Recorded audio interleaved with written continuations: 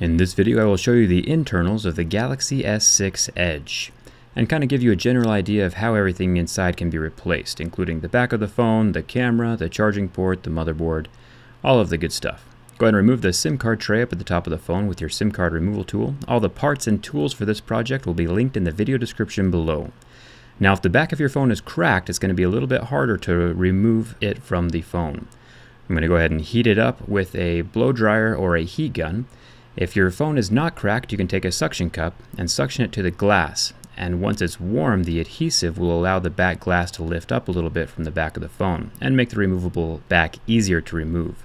Now if your phone is cracked like it is on my device, you're going to need to heat it up and the suction cup won't stick to the back because all the cracks allow air to get underneath the suction cup.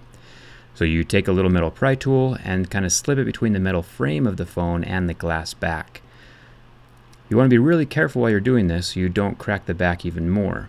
And just kind of slide the tool around the edge of the phone to kind of cut through the adhesive that's holding it to the device. And you'll get a better understanding of how it's held down once you see what's underneath. Once I've initiated the cutting with the metal pry tool, I use a playing card, which is a little bit thinner and doesn't stretch the glass as much as the metal tool does. Ends up being a little bit easier in the long run. Once the glass is mostly up, I can cut through the last remaining adhesive with the card and pull the glass up away from the device. So the things you want to watch out for is that black QI charger underneath the glass. If you cut through that, then it'll stop working and you won't be able to QI charge your phone anymore. Here's the broken back. I'm just going to discard this as the replacement backs are pretty cheap. I'm going to run you through a camera lens replacement really quick.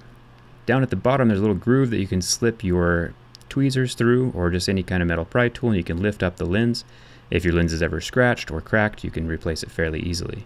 These are pretty cheap on Amazon. I will link these in the video description below as well. Pretty straightforward with the replacement. You just pull off the adhesive from the back glass and push it down inside of the little metal frame, making sure that you never ever touch the inside of the glass. You don't want to leave any fingerprints or smudges or dust on the inside of the lens. If there is any debris under here, your camera will not focus once you get the new lens installed, so be super careful and make sure that it's clean. Once the glass lens is in place on the little metal bracket, you can just press it down, and then when you get your new back installed in the phone, it'll hold it onto the mid frame.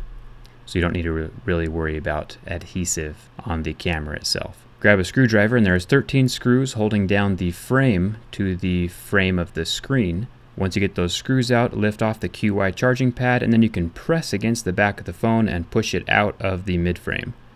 Pretty straightforward. I would recommend pressing up at the top of the phone. You can do the bottom, but it does kind of get caught on the charging port, as you can see a little bit right there. Once the mid frame is off, you can see the QI charging pad, the camera lens, and the buttons are kind of interesting right here. You can see if your power button ever stops working, you can remove the button bracket and the little ribbon cable. It has just two little gold contact points that attach to the motherboard as the motherboard rests on top of the button itself. And you can just put it right back inside of its bracket and pin it into the frame. And all the buttons are pretty similar. You can see the volume rockers on the other side as well. So grab a plastic pry tool. We're going to disconnect all of these little ribbon cables. Some people call them waffle connectors from the motherboard of the phone. This one here is the battery. The one you saw previously was the fingerprint scanner. This one's for the earpiece and proximity sensor. Here we have the front-facing camera. And you're just going to unsnap these from the motherboard like little Legos. Here's the LCD and digitizer. And then down here we have some wire cable connectors. And these ones just unsnap from the motherboard as well. Just kind of pull those out of your way. And then you can lift the motherboard up and away from the plastic frame. And then the bottom of it is attached to the charging port ribbon cable connector. So unsnap that like a little Lego and you're good to go. Here's the rear-facing camera. Also has its own little ribbon cable connector, and it is also slightly glued to the motherboard. Here's the rear camera. I'm going to push that back into place and snap it back into the motherboard. All these parts are replaceable. Now for the battery. So batteries go out pretty regularly on these phones, especially after you've had it for a year or two. And if you're going to replace the battery and want to keep the screen in one piece, as in not break the screen as you're removing the battery, it helps if you heat it up a little bit and slide a thin metal tool, not a razor blade because it's a little bit too thick, between the battery and the frame, making sure not to push or bend the screen at all, or it will crack. You want to also make sure not to puncture the battery, or it could, start on fire or explode, and we want to avoid that if at all possible. So now that we've lifted the battery up out of the phone, we do have to remove the motherboard in order to get at the battery because it has that little black lip up at the top. Here is the vibrator motor. We can lift that out as well. So this is where you get all your notifications, or if your phone's vibrating when it's ringing, this is what is causing that. So there's a little metal tab that is holding the proximity sensor and the earpiece down into the plastic frame. And then down here at the charging port, there's 2 screws that are holding it in place. We got one screw over here by the headphone jack, and then we have another screw over here in the center of the board. Once those 2 screws are out, you can lift the charging port away from the plastic frame of the phone. And the charging port is pretty interesting. It has the headphone jack, the charging port. It does have the wire cable connectors on it. You can see in the center there you have the home button where that presses down, and it has the 2 capacitive buttons on either side of the device. You have the back button and the menu button. You have the fingerprint scanner ribbon cable there, the LCD cable, and this is the entire screen of the device right here. You can see it has the LCD, the digitizer, and the black plastic frame that holds it all together. And I would strongly recommend that if this is the part that you replace if your screen is broken. Some people may attempt a glass only repair, but I would bet that that's pretty impossible with this phone. So I will link the entire screen replacement in the video description below. You can grab that if your screen is broken. Now to put the phone back together, again, you saw me put the charging port back into place with the 2 screws. Here's the vibrator motor as well as the front facing camera, the earpiece, proximity sensor.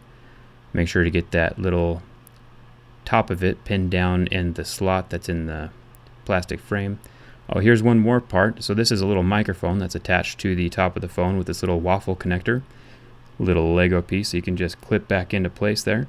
I like Samsung because most of their parts are modular and can be replaced on a whim if you need to. So here is the charging port and how it connects back to the motherboard.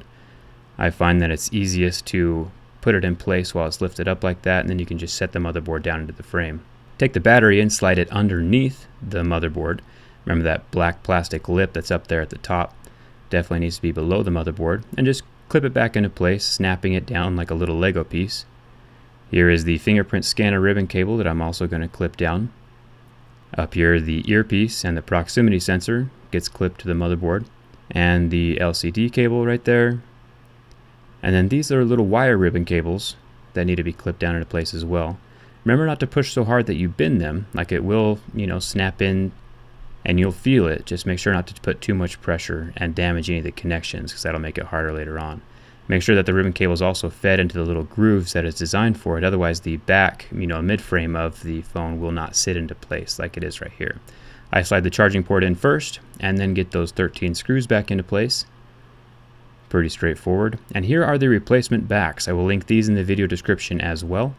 They are tempered glass, I believe. They are pretty scratch resistant, and they do have the pre-installed adhesive on the back, so you don't have to buy extra adhesive to put onto the phone. So it makes it a lot easier when you're doing these kind of replacements. It does not have the IMEI or the information of the device on the back as like the original one does though. I am going to put a blue back on a white phone just because it's the only one I have at the moment, and just pressing it down into place, peel off the protection, and you can see that it fits exactly like the original does. It doesn't stick up too far and matches exactly along with the edge of the device.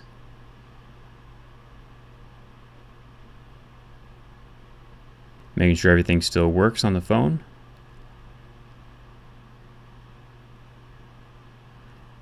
And I'm just going to test out how scratch resistant it is, just because that's what I do.